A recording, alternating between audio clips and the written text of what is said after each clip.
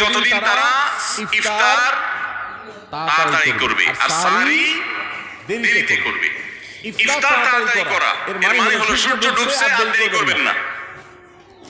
শিয়ারা এবং ইহুদিরা তাদের মধ্যে রোজা আছে, ফাস্টিং আছে, তারা সেই রোজায় ইফতার করে হলো চতুর্দিক অন্ধকার হয়ে যাওয়ার পর, সূর্য ডুবার পর ইফতার করে না। এই জন্য নবী সাল্লাল্লাহু আলাইহি ওয়াসাল্লামের আদর্শ হলো তার বিপরীত, অর্থাৎ সূর্য ডুবার পর ইফতার করে ফেলা, অতিরিক্ত বিলম্ব না করা। আল্লাহ আমাদেরকে আমলের তৌফিক দান। এইটা হলো রমজান মাসের দ্বিতীয় সর্বোচ্চ গুরুত্বপূর্ণ আমল।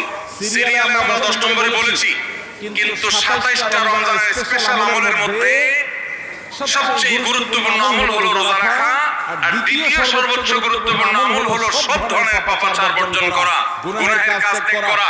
যদি কেউ রমজানে রোজা রাখে আবার চোখ দিয়ে হারাম জিনিস মোবাইলে দেখে